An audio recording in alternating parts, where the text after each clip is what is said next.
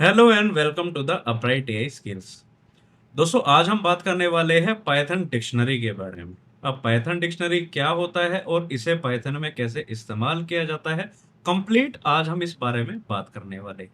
तो चलिए शुरू करते हैं आज की इस क्लास को और समझते हैं पाइथन डिक्शनरी के बारे में।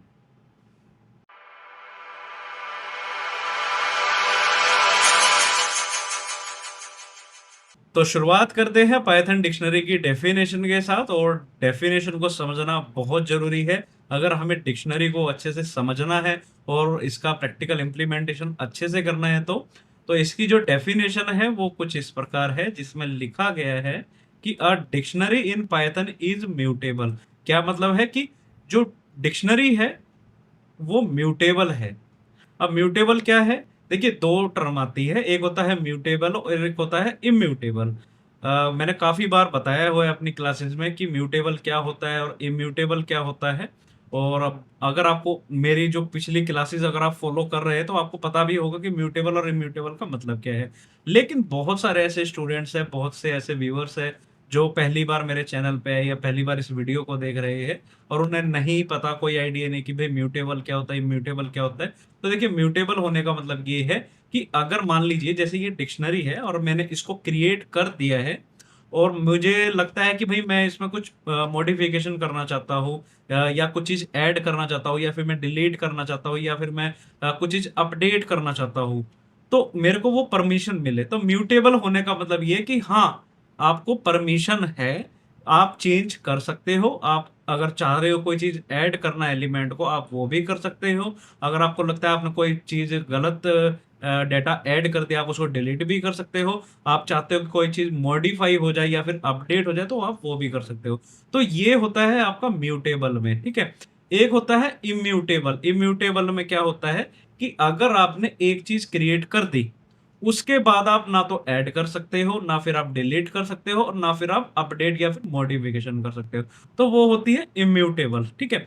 तो ये दो टर्म होती है। तो जैसे इसमें बताया गया है कि a dictionary in Python is mutable, यानी कि आपको अलाउ है, आप ऐड, डिलीट और अपडेट कर सकते हो, ठीक है। अब इसमें लिखा है कि एंड इंडेक्स्ड कलेक्शन ऑफ की वैल्यू पेयर, ठीक है। इसका क्या मतलब है? जब भी हम डिक्शनरी में काम करते हैं तो जैसे ये एक वेरिएबल मैंने बनाया है स्टूडेंट नाम का, अच्छा, जिसमें हम जो करली ब्रेसिस है उससे स्टार्टिंग होती है इसकी। तो ये है फर्स्ट करली ब्रेसिस जहां से स्टार्टिंग होती है, और ये इसका क्लोजिंग करली ब्रेसिस है, ठीक है। अब इसी के बीच में हम की एंड वैल्यू के पेयर में ऑपरेशन परफॉर्म करते हैं, जहां पे हमारे एक साइड जो है हमारे की होती है और एक साइड हमारी वैल्यूज होती है, ठीक है। और बीच में कॉलन होता है। अब कॉलन के लेफ्ट साइड की तरफ जो भी पोर्शन है वो हमारा की कहलाता है। क्या कहलाता है? की, ठीक है। जैसे ये नेम है, ये क्या है? ये एक की है।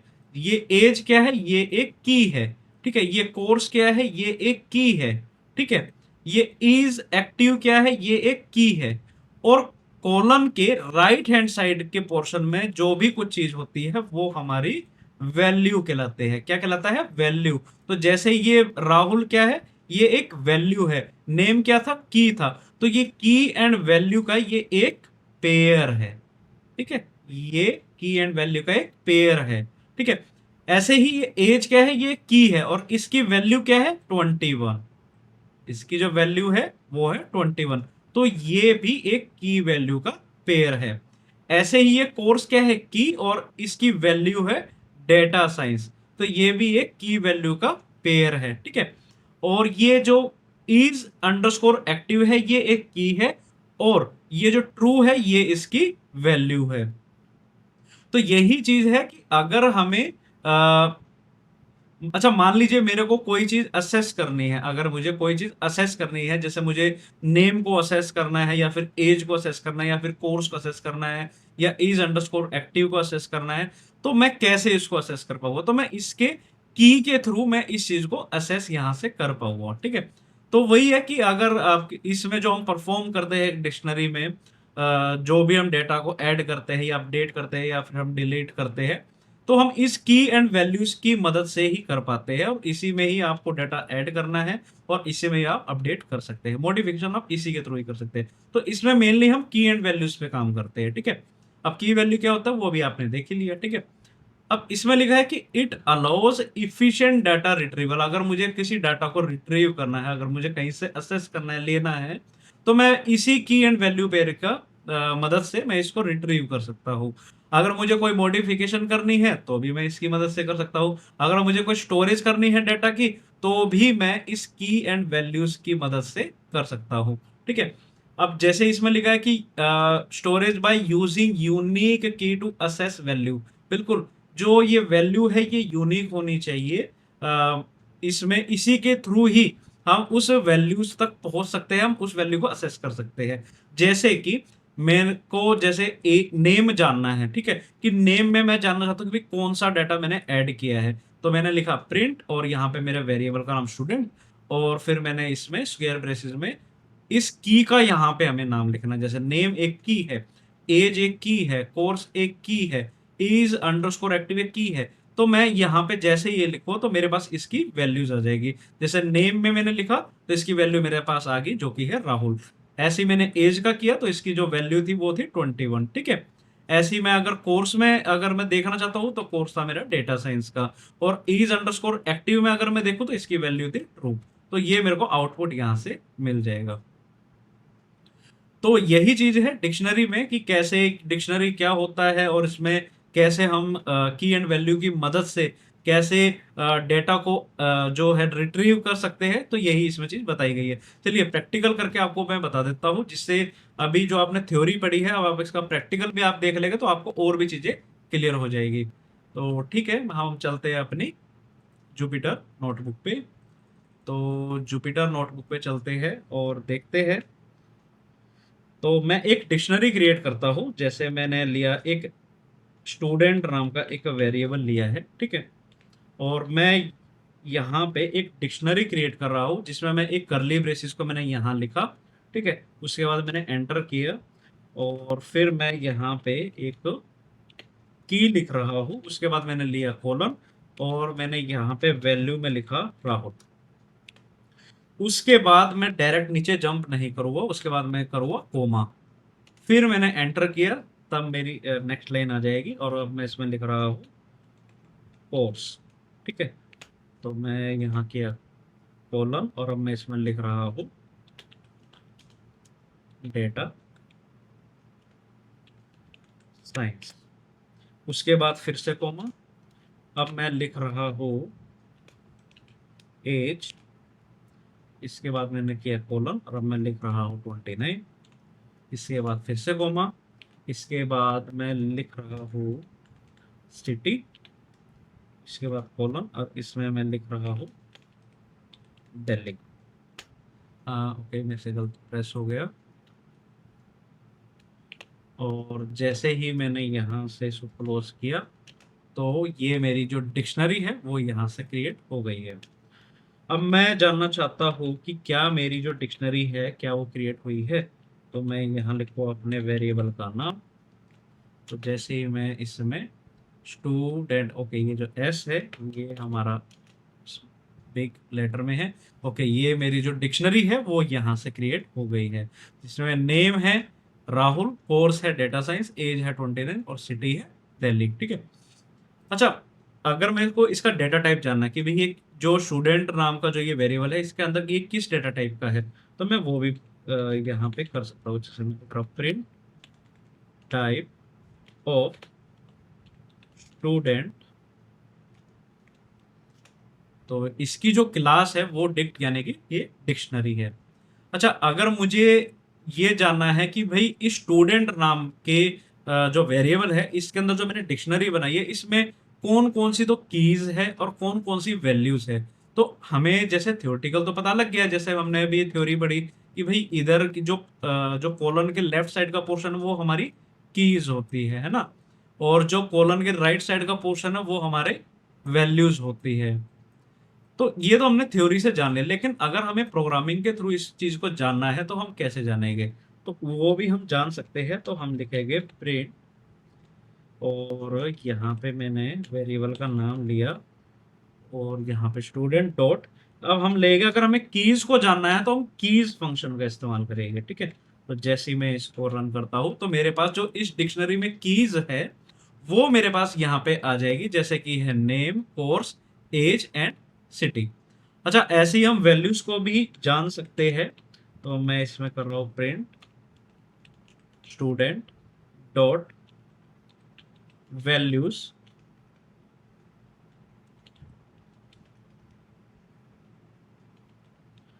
और इसका भी फंक्शन होता है, और जैसे ही मैं इसको यहाँ से करूँगा तो मेरे पास इसकी वैल्यूज आ जाएगी। तो आई होप अभी आपको ये चीज़ समझ में आई होगी कि कैसे हम एक डिक्शनरी को क्रिएट कर सकते हैं, और कैसे हम उसका टाइप जान सकते हैं कि वो किस डेटा टाइप की है। और अगर हमें डिक्शनरी में ये आइडेंटिफाई करना है कि इसमें कीज कौन कौन सी है या फिर वैल्यूज कौन कौन सी है, तो हम अगर अगर हमें कीज को देखना है तो हम डॉट कीज फंक्शन का इस्तेमाल करते हैं। अगर हमें वैल्यूज को अगर जानना है तो हम डॉट वैल्यूज फंक्शन का इस्तेमाल करके उस चीज को देख सकते हैं। तो यही चीज है डिक्शनरी के बारे में कि कैसे हम इसको क्रिएट कर सकते हैं। चलिए आगे देखते हैं हम इसके बारे में। ओके, अब हम देखते हैं कुछ फीचर्स के बारे में कि अगर हमें पाइथन में अगर हम डिक्शनरी पढ़ रहे हैं तो डिक्शनरी के क्या क्या फीचर्स हो सकते हैं, तो उसे हम देख लेते हैं। तो इसमें सबसे पहले बताया गया है कि की वैल्यू पेयर्स, यानी कि जो भी हम इसमें डाटा एंट्री करते हैं तो हम की वैल्यू पेयर्स की फॉर्म में हम इसमें करते हैं, जिसमें हम एक साइड हमारी कीज होती है, एक तरफ हमारा वैल्यूज होती है, और इसी से ही हम इसको परफॉर्म करते हैं डिक्शनरी को। सेकंड है म्यूटेबल।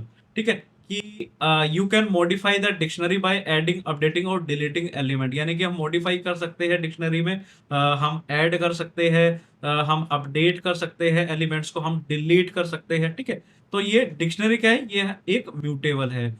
ठीक है, ओके। थर्ड जो इसमें बताया गया वो है कीज मस्ट बी इम्यूटेबल। अब देखिए दो टर्म आती है, एक होता है म्यूटेबल, एक होता है इम्यूटेबल। हमें पता है कि म्यूटेबल मतलब कि हम उसमें चेंजमेंट कर सकते हैं, मॉडिफिकेशन कर सकते हैं। इम्यूटेबल का मतलब कि हमने एक बार अगर क्रिएट कर दिया उसके बाद हम मॉडिफिकेशन नहीं कर सकते, जैसे मैंने अभी थोड़ी देर पहले आपको बताया भी था। अब इसमें लिखा है कि कीज जो है वो मस्ट बी इम्यूटेबल होनी चाहिए, यानी कि जो ये की है, ये जो पोर्शन है यहाँ पे इसकी बात हो रही है, ये इम्यूटेबल होनी चाहिए। अब हमें ये पता होना चाहिए कि जो स्ट्रिंग होता है, अगर आपको नहीं पता कि ये स्ट्रिंग क्या होता है, इंटीजर क्या होते हैं, नंबर्स क्या होते हैं, टपल क्या होते हैं, ठीक है, बुलियन क्या होता है, अगर आपको इनके बारे में नहीं पता है तो मैंने इसके ऊपर एक डेडिकेटेड वीडियो बनाई हुई है, जो कि डेटा टाइप्स के ऊपर है, और उसमें मैंने हर चीज बताई है म्यूटेबल इम्यूटेबल के बारे में, और कौन सी चीज म्यूटेबल है, कौन सी डाटा टाइप इम्यूटेबल है, मैंने सब कुछ उसमें बताया हुआ है। अगर आपने वो वीडियो नहीं देखी है, वो क्लास नहीं देखी है, तो जरूर मैं कह रहा हूँ कि आपको देखनी पड़ेगी, आपको देखना चाहिए। और अगर आपको पता है कि म्यूटेबल इम्यूटेबल क्या होते हैं, तो फिर तो आपके लिए अच्छी बात है, क्योंकि क्योंकि ये जो ये कॉन्सेप्ट है, ये की मस्ट बी इम्यूटेबल इम्यूटेबल वाला, ये बहुत इंपॉर्टेंट कॉन्सेप्ट है। अभी मैं आपको प्रैक्टिकल करके भी मैं आपको बताऊंगा। ठीक है, तो जैसे कि इसमें बताया गया है कि जो कीज है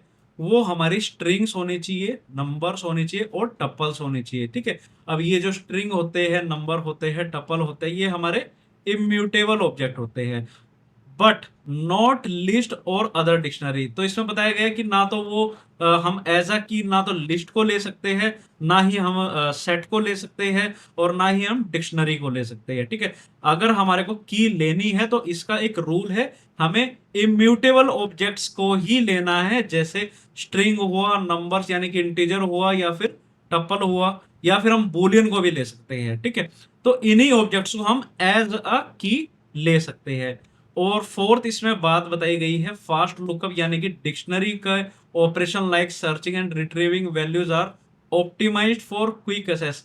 तो इसका जो यूज है डिक्शनरी का, अगर हमारे को सर्चिंग करनी है या वैल्यूज को अगर हमें क्विक असेस करना है, तब हम इस डिक्शनरी का इस्तेमाल करते हैं। तो ये कुछ 4 फीचर्स है जो हमें पता होने चाहिए, और हमें इसके बारे में पूरा ज्ञान होना चाहिए। ठीक है, तो मैं चाहता हूँ कि आपको जो ये की मस्ट बी इम्यूटेबल वाला जो ये पॉइंट है, मैं इसको प्रैक्टिकल करके बताऊं, ताकि आपको जो ये कॉन्सेप्ट है ये बहुत अच्छे से क्लियर हो जाए, और ऐसा भी ना लगे कि भाई मैंने आपको वैसे ही बता दिया और मैंने इसको प्रैक्टिकल करके नहीं बताया।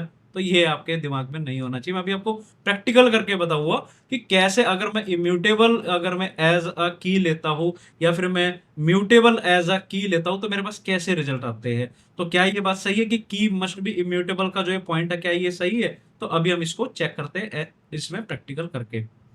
तो ठीक है, अभी हम फिर से चलते हैं अपनी जुपिटर नोटबुक पे। बहुत अच्छे से हमें डिक्शनरी के जो कॉन्सेप्ट है इसको समझना है, बहुत आगे काम आता है ये। ठीक है, ओके, अब हम देखते हैं इम्यूटेबल। चलिए पहले मैं आपको म्यूटेबल के बारे में बता देता हूँ। जो म्यूटेबल हमारे ऑब्जेक्ट्स हैं, अब म्यूटेबल ऑब्जेक्ट्स कैसे कौन कौन से हमारे, एक है लिस्ट, एक है सेट और एक है डिक्शनरी। ठीक है, मैं इनमें क्या करता हूँ, इसको एज अ की लेता हूँ। ठीक है, तो जैसे कि मैं ले रहा हूँ एक ए नाम का वेरिएबल, चलो मैं इसमें ऐसे लिखता हूँ, मैं इसमें ले लेता हूँ लिस्ट। मैंने एक वेरिएबल बनाया है नाम का, और मैं यहाँ पे एक डिक्शनरी क्रिएट कर रहा हूँ जिसमें मैं एज अ की एक लिस्ट ले रहा हूँ। तो इसमें आपको पता है, अगर आपको नहीं पता लिस्ट क्या होता है, सेट क्या होता है या फिर डिक्शनरी क्या होता है, तो मैंने हर एक पे अलग अलग वीडियो बनाई हुई है, प्लीज उसको जरूर देखिएगा, तभी आपको ये सब चीजें समझ में अच्छे से आएगी, है ना। तो मैंने इसको अब एज अ की ले लिया है लिस्ट को, और अब मैं इसमें एक वैल्यू लिख रहा हूँ, जो कि मैं लिख रहा हूँ दिस इज अ लिस्ट। ठीक है, और अब मैं चाह रहा हूँ कि मैं इसको यहाँ से कर दूँ क्लोज, और अब मैं जानना चाहता हूँ क्या मेरे पास एरर आएगा या नहीं। जी हाँ, मेरे पास एरर आएगा। इस पे लिखा है अनहैशेबल टाइप लिस्ट।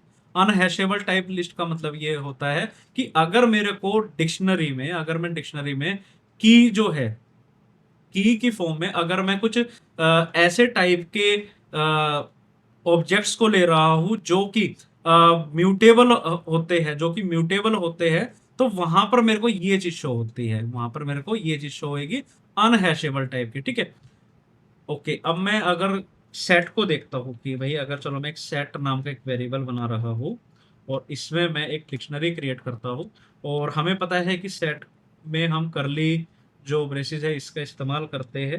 तो मैंने एक सेट बनाया, और अब मैंने इसको एज अ की बनाया, और अब मैं इसकी वैल्यू लिख रहा हूँ दिस इज सेट। ठीक है, और अब मैं यहाँ से इसको किया क्लोज, और यहां पर भी मेरे पास वही एरर आया है अनहैशेबल टाइप। ठीक है, क्योंकि सेट भी क्या है, वो म्यूटेबल है। सेट क्या है, वो भी म्यूटेबल है, और हमें बताया गया था कि भी इसमें जो की वर्क जो होती है वो इम्यूटेबल होती है। चलिए डिक्शनरी को भी देख लेते हैं। अब क्योंकि हम डिक्शनरी के कॉन्सेप्ट को पढ़ रहे हैं, और मैं डिक्शनरी को ही एज अ की ले रहा हूं, तो हाँ, आना तो चाहिए एरर, और आएगा भी। तो देखते हैं, एक एक्सपेरिमेंट हो जाएगा ये, ताकि आपको चीज़ें अच्छे से क्लियर हो जाए। तो ठीक है, मैंने इसमें एज की इसको यहाँ किया, और मैं लिख रहा हूँ चलो राहुल। ठीक है, और अब मैंने इसको एज अ की इसको मैंने बनाया, और अब मैं इसकी वैल्यू लिख रहा हूँ कि this is dictionary, this is dictionary. और अब मैं इसको यहां से क्लोज कर दूं, जैसे मैं इसको रन करूंगा तो यहां पर मेरे पास एरर आ जाएगा, जिसमें वही लिखा है अनहैशेबल टाइप डिक्ट, यानी कि अनहैशेबल जो ये डिक्शनरी मैंने बनाई है ये अनहैशेबल है। ठीक है, तो जैसे हम लिस्ट पढ़ते हैं, लिस्ट पढ़ते हैं, डिक्शनरी पढ़ते हैं, सेट पढ़ते हैं, तो ये सब क्या है, ये म्यूटेबल है। जो म्यूटेबल को अगर हम एज अ की हम यूज करेंगे डिक्शनरी में, तो वहां पर हमें अनहैशेबल टाइप सेट, ये जो टाइप एरर है ये शो होगा, यानी कि ये इसमें अलाउ नहीं है। ठीक है, अच्छा, अब हम देखते हैं कि अब उसमें लिखा था कि यहाँ पर की जो है केवल इम्यूटेबल होनी चाहिए। अब इम्यूटेबल कौन सी, जैसे स्ट्रिंग है, टपल है, स्ट्रिंग है, टपल है, और क्या है हमारा, इंटीजर है, बुलियन को हम इसमें ले सकते हैं। चलिए वन बाय वन सबको लेते हैं हम। मैं इसमें एक हेडिंग डाल लेता हूँ, इम्यूटेबल। ठीक है, इसमें हम लेंगे स्ट्रिंग को, इसमें हम लेंगे टपल को, इसमें हम लेंगे इंटीजर को, इसमें मैं बूलियन को भी ले लेता हूँ। ठीक है, तो सबसे पहले हम ले लेते हैं, अच्छा मैं पहले तो एक वेरिएबल बनाता हूँ जिसमें मैं लिख रहा हूँ TIC नाम का, मैंने ऐसे चलो एक वेरिएबल बनाया। ठीक है, और यहाँ पे मैं एक क्रिएट कर रहा हूँ डिक्शनरी, और मैं यहाँ पे एक स्ट्रिंग ले लेता हूँ जिसमें मैं कह रहा हूँ कि ये नेम क्या है और ये इसकी वैल्यू है, जो कि मैं कह रहा हूँ ये है दिस इज स्ट्रिंग। अब मैं ले लेता हूँ एक टपल। अब मैं एक टपल ले रहा हूँ। टपल आपको पता है, आपने अगर पढ़ा है तो वो कुछ इस तरह से हम इसको क्रिएट करते हैं। अब मैंने इसको एज अ की यहाँ पे बनाया है। अब मैं इसकी जो वैल्यू है मैं लिख रहा हूँ कि this is tuple. Okay. Okay, मैंने यहाँ पे कोमा नहीं लगाया था, कोई नहीं, मैंने रन नहीं किया, लेकिन मैंने पहले इस चीज़ को देख लिया था। एंड जी हाँ, ठीक है। अब मैं लेता हूँ एक इंटीजर, यानी कि एक नंबर ले लेता हूँ। मैं ले रहा हूँ 1 2 3, ठीक है। और अब मैंने इसको एज अ की इसको मैंने असाइन कर दिया है। अब मैं इसकी वैल्यू ले रहा हूँ कि दिस इज एन इंटीजर। ये एक इंटीजर है।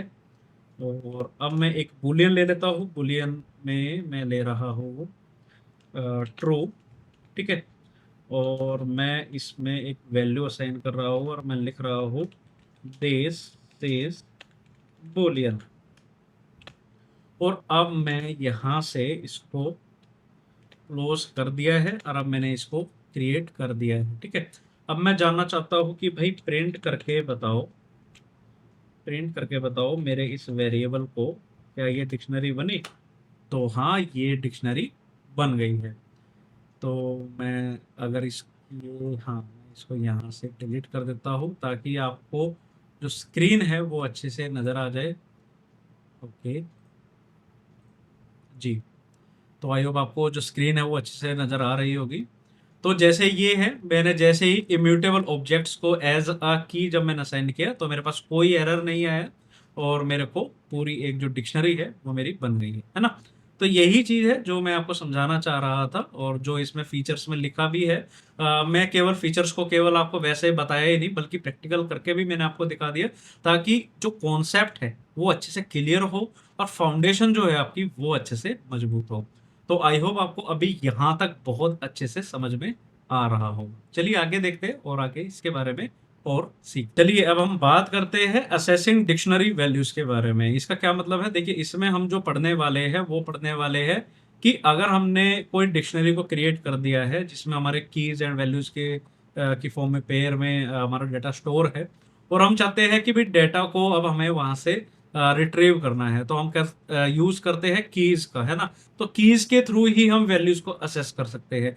अब कीज को अगर हमें यूज करना है और वैल्यूज को अगर हमें असेस करना है तो हम दो मेथड का इस्तेमाल करते हैं। या तो हम डायरेक्ट की का जो भी नेम है, ठीक है, वो हम यहाँ पे लिख दें। जैसे ये प्रिंट है और ये हमारा वेरिएबल का नाम है, जैसे अभी हमने काफी परफॉर्म भी किया, आपको पता लग गया होगा। तो या तो हम यहाँ पे की का जो नेम है वो यहाँ पे साइन करें, या फिर हम डॉट गेट मेथड का इस्तेमाल करें।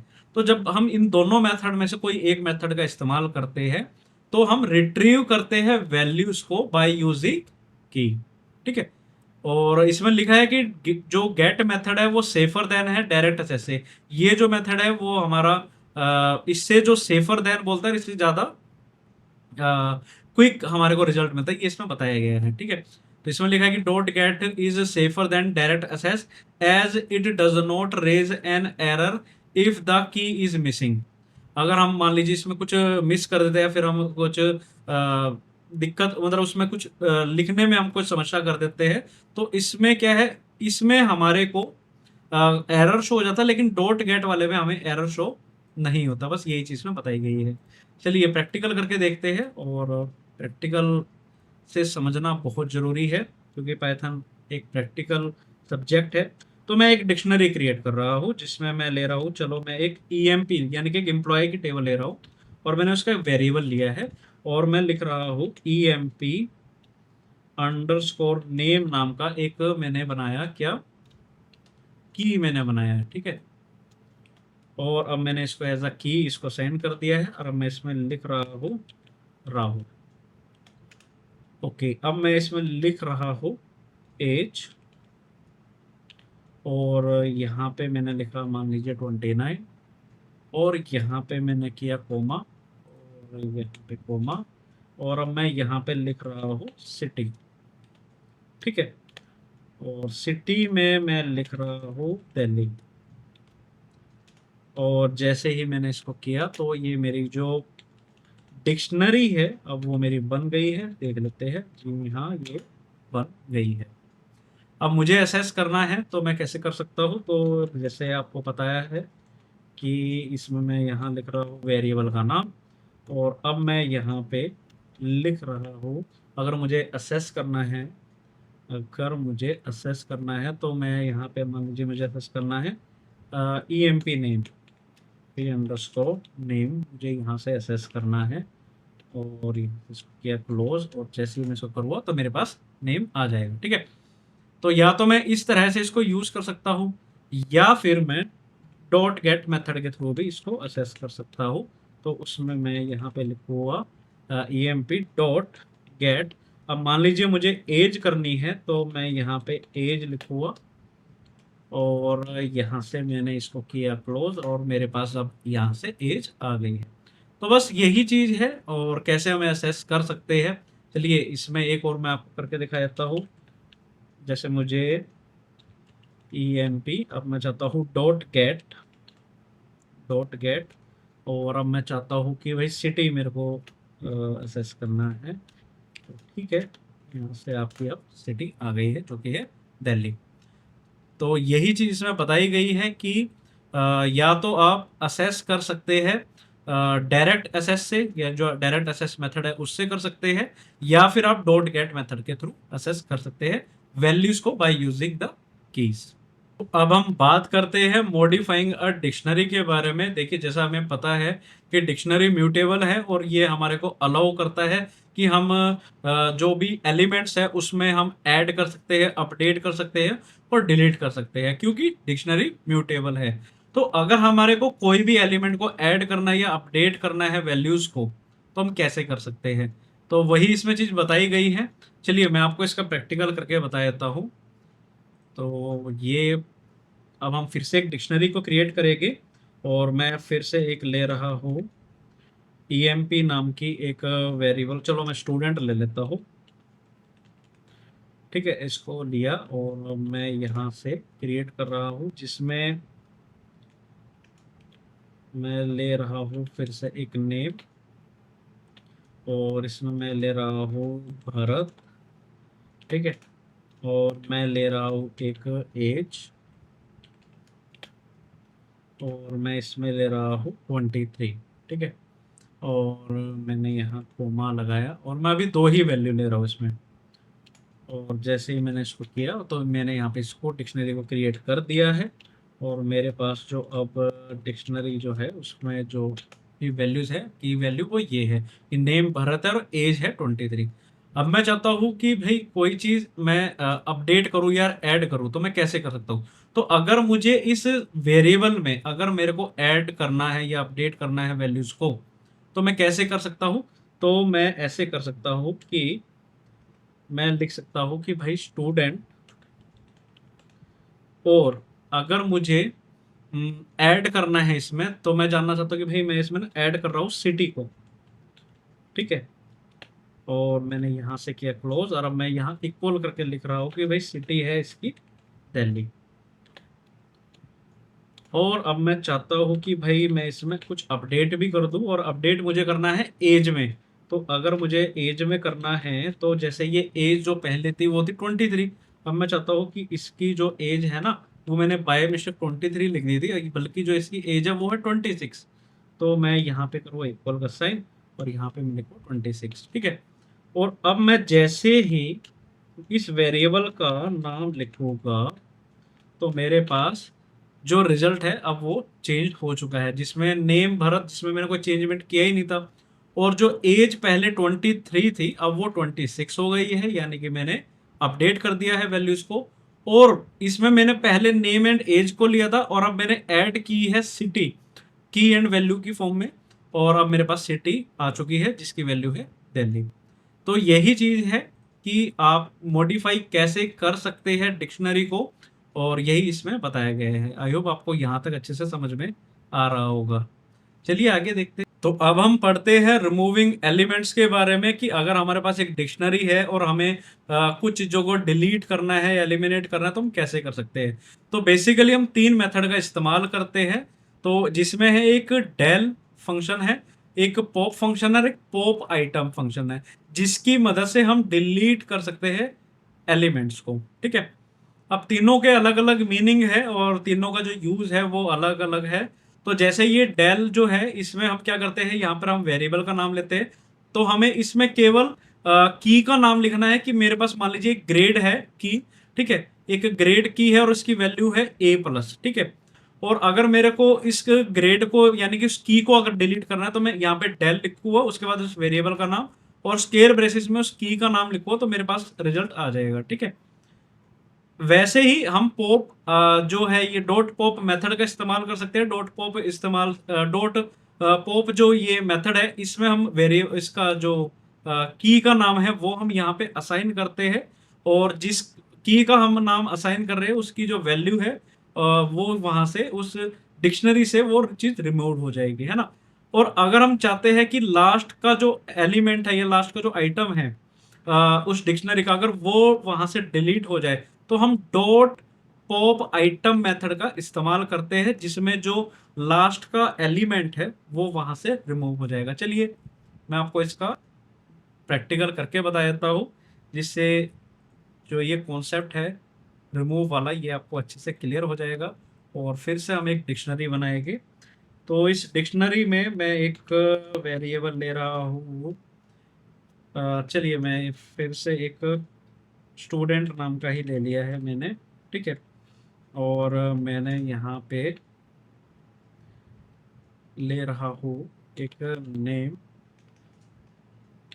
स्टूडेंट। चलो मैंने यहाँ पे एक स्टूडेंट लिख दिया है। ठीक है, और जो स्टूडेंट का नाम है वो है अनंता। ठीक है, और यहाँ किया कोमा, और मैं इसमें इसकी ग्रेड ले रहा हूँ। क्या जो ग्रेड है अनंता का वो है ए प्लस ग्रेड मिला है। ठीक है, और यहाँ पे आएगा कोमा, और यहाँ पे इसका जो कोर्स है वो है डेटा साइंस, और यहाँ पे आएगा फिर से एक कोमा, और यहाँ पे हम ले लेते हैं इसकी, चलो सिटी ले लेते हैं। और जैसी मैं सिटी लेता हूँ तो सिटी है दिल्ली। और अब मैंने डिक्शनरी को कर दिया है क्रिएट। अब मैं लिख रहा हूँ कि भाई अब मुझे स्टूडेंट नाम के वेरिएबल में बताओ कौन से, क्या ये मेरा जो डिक्शनरी है क्या ये क्रिएट हुई। तो हाँ, ये मेरी क्रिएट हो चुकी है, जिसमें स्टूडेंट नाम है अनंता, ग्रेड है ए पॉजिटिव ए प्लस, कोर्स है डेटा साइंस और सिटी है दिल्ली। ठीक है, चलिए अब हम इसको देखते हैं कि अगर हमारे को डेल जो मेथड है अगर हमें उसे इस्तेमाल करना तो हम कैसे कर सकते हैं। तो जैसे मैं इसमें लिख रहा हूँ डेल। ठीक है, और स्टूडेंट यहाँ पे मेरे वेरिएबल का नाम, और मैं यहाँ पे लिख रहा हूँ कि आप जो ग्रेड है ना उसे आप रिमूव कर दीजिए। तो जैसे ही मैं इसके यहाँ पे की का जो नाम है मैं वो यहाँ पे वो लिखूंगा, तो अब यहाँ से एक डिलीट हो चुका है। कैसे पता लगा, चलिए अभी चेक कर लेते हैं। इसको अभी अब चेक कर लेते हैं। प्रिंट किया मैंने स्टूडेंट को, तो अब यहाँ से जो ग्रेड है अब वो यहाँ से एलिमिनेट हो चुका है। ठीक है, ओके। अब हम देखते हैं डॉट पॉप मेथड को, कि डॉट पॉप मेथड से हम कैसे कर सकते हैं। तो हम इसमें करेंगे कि जैसे ये है स्टूडेंट। ठीक है, अब मैंने किया यहाँ पे डॉट पॉप, और मुझे यहाँ से अगर मेरे को यहाँ से डिलीट करना है, क्या करें हम कोर्स को कर देते हैं। ठीक है, तो कोर्स को मैंने यहाँ से किया, इसकी की को लिया, और अब मैं कह रहा हूँ कि भाई हाँ, अब जो ये कोर्स है डेटा साइंस अब ये यहाँ से डिलीट हो चुका है, रिमूव हो चुका है। अगर मुझे इसको देखना है कि क्या ये अभी भी डिक्शनरी में मेरी प्रेजेंट है, तो चेक कर लेते हैं। तो कोर्स अब मेरी डिक्शनरी में प्रेजेंट नहीं है। ठीक है, क्योंकि मैंने डॉट पॉप मेथड का इस्तेमाल किया है। अब जो कोर्स है वो वहां से रिमूव्ड हो चुका है। अब हम देखते हैं डॉट पॉप मेथड को। तो ठीक है, तो हम देखते हैं डॉट पॉप मेथड जो कि हमें लिखना है। इसका जो इस्तेमाल है वो होता है लास्ट का जो एलिमेंट होगा उसको रिमूव करने के लिए। तो बस मुझे यहाँ पे कोई नेम नहीं डालना है, बस ऐसे ही रखना है। और जैसे ही मैं इसमें शिफ्ट और एंटर करूँगा तो लास्ट का जो एलिमेंट था यानी कि सिटी जो कि दिल्ली थी वो अब यहाँ पे आ चुकी है। और जैसे ही मैं अब स्टूडेंट नाम के जो मेरा वेरिएबल है जब मैं उसको देखूंगा तो अब मेरे पास केवल जो डाटा है वो है स्टूडेंट यानी कि अंतर जो उसका नेम है, केवल अब मेरे पास वही चीज है। तो अगर हमारे को रिमूव करना है कोई भी एलिमेंट को या की वैल्यूज के जो डाटा को उसको अगर हमें डिलीट करा तो हम तीन मेथड से कर सकते हैं। या तो हम डेल मेथड का इस्तेमाल करेंगे, या हम डॉट पॉप मेथड का इस्तेमाल करेंगे, या फिर हम डॉट पॉप आइटम मेथड का इस्तेमाल कर सकते हैं। तो आई होप आपको अब यहाँ तक ये सब चीजें समझ में आई होगी और पसंद भी आई होगी, है ना। चलिए आगे देखते हैं। तो चलिए अब हम पढ़ते हैं लास्ट टॉपिक को जो कि है डिक्शनरी का। नेस्टेड डिक्शनरी नेस्टेड डिक्शनरी क्या होता है? देखिए, नेस्टेड डिक्शनरी का मतलब ये है कि एक डिक्शनरी के अंदर भी बहुत सारी डिक्शनरीज, ठीक है। तो वही हमारी नेस्टेड डिक्शनरीज कहलाती है। जैसे मैंने एक स्टूडेंट नाम का एक वेरिएबल बनाया जिसमें मैं एक डिक्शनरी क्रिएट कर रहा हूँ, और उसके अंदर भी दो डिक्शनरीज है जो कि है एक स्टूडेंट 1 एंड स्टूडेंट 2, ठीक है। और ये उनकी डिटेल्स है। और अगर हमारे को इसमें से डेटा को फाइंड आउट करना है, अगर हमारे को असेस करना है कि भाई मान लीजिए स्टूडेंट्स नाम के वेरिएबल में स्टूडेंट 1 में नेम को मुझे असेस करना है, तो मैं कैसे कर सकता हूँ? वो इस तरह से कर सकता हूँ। और मेरे पास फिर इसका जो रिजल्ट है, जैसे नेम है स्टूडेंट 1 में वो राहुल है और ये इसका आउटपुट है। तो इसका भी हम प्रैक्टिकल करके देख लेते हैं, बहुत इजी है। बस आपको यही चीज समझनी है कि नेस्टेड डिक्शनरी वो होती है कि डिक्शनरी के अंदर भी डिक्शनरीज, है ना। चलिए प्रैक्टिकल करके देखते हैं और समझते हैं इसे भी। तो मैं एक स्टूडेंट नाम का एक वेरिएबल बना रहा हूँ, और इसके अंदर मैं एक डिक्शनरी बना रहा हूँ, और मैं लिख रहा हूँ स्टूडेंट 1, ठीक है। और अब मैं यहाँ से क्रिएट कर रहा हूँ एक और इसको डिक्शनरी को। तो ठीक है, यहाँ पे मैंने लिया नेम, एंड नेम है राहुल, एंड ये है एज, और एज है 29, एंड मैंने यहाँ से कोर्स लिया और जो कि है डेटा साइंस, और मैंने इसको यहाँ से कर दिया है क्लोज। अब मैं एक और डिक्शनरी ले रहा हूँ जो कि है स्टूडेंट 2, और यहाँ से मैंने ओके, यहाँ से मैंने इसको एक और डिक्शनरी क्रिएट करी जिसमें मैं नेम ले रहा हूँ, भावना, और एज जो है वो है भावना की 20, एंड कोर्स में ले रहा हूँ